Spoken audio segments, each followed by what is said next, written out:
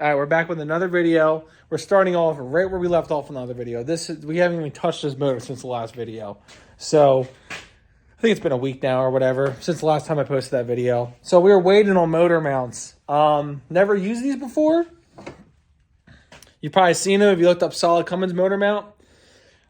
Apparently really good reviews on them, other than, a lot of vibration because, there's less isolation, but that's totally fine. We're not trying to make this thing, I don't even know what it is, street princess or whatever you want to call it. So it's no big deal to us. But what we're leaving off right now is, we wanted to paint everything. I don't have anything like that with me right now. So I think our main goal right now is to do the rear main seal. I got a nice Fel-Pro rear main seal.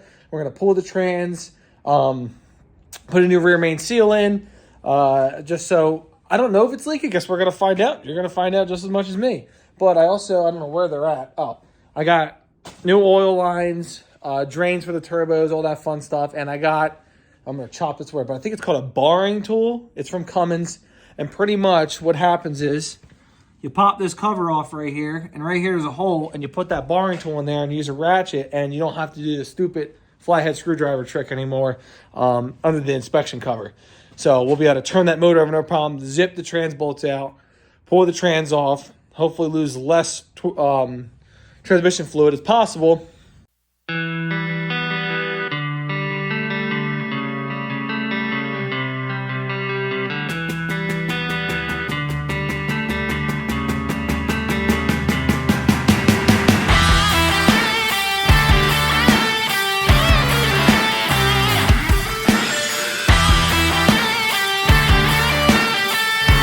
That took me way longer than I thought it was going to be.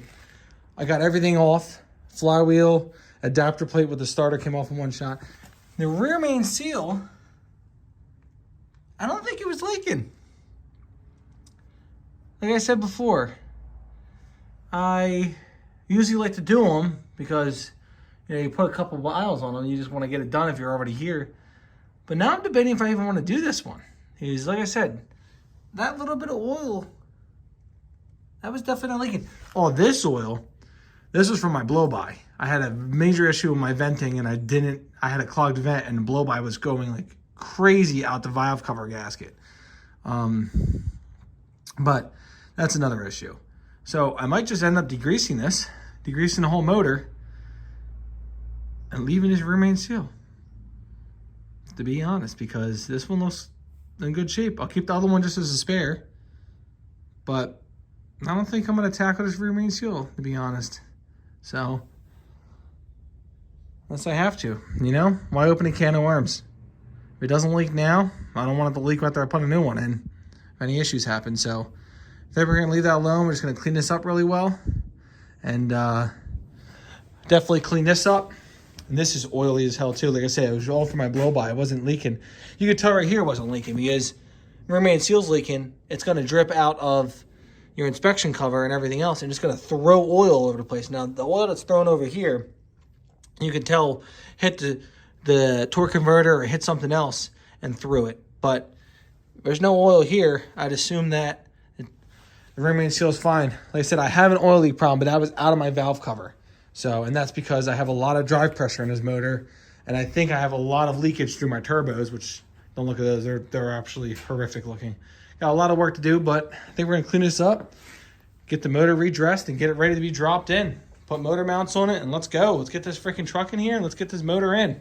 Yo, my man brought, what'd you bring? You brought... This is what I have in my truck, just in case. My man brought pants. Fucking pants. What is he doing? What is he doing, dude?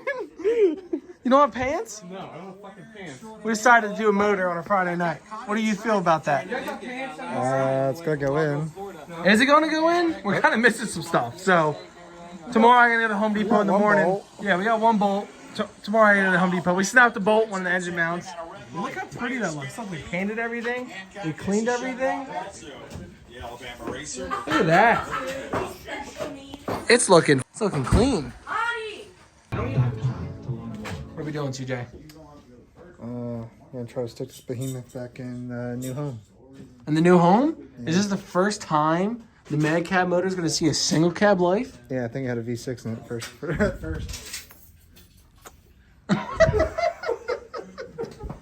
All right, let's get this thing into the seal cab to that. Up. What the? Why is he in the truck? Up. So we can. We're not cranking. Right. You guys gotta go up. Up. Kind of. Yeah, I gotta push it.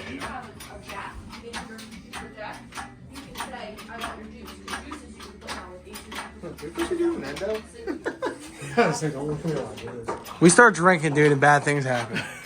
Steve went and grabbed my pants because he had no pants to wear. Also running stock before we left for the bar. Yeah. So I did a little change. All right, well, let's get this thing in.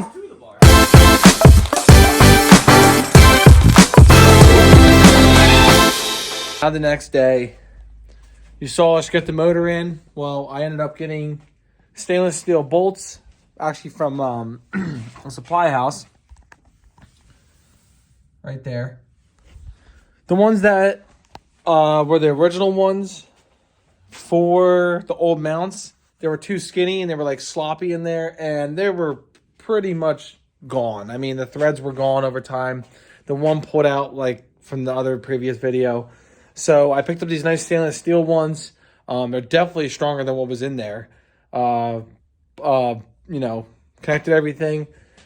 I bolted up the whole transmission. That's 100% done. Motor mounts are 100% done. Torqued, Loctite, everything. So this thing is 100% bolted into the seal cab now. Still have a lot of figuring out. I really need to figure out the wiring and everything else with this thing.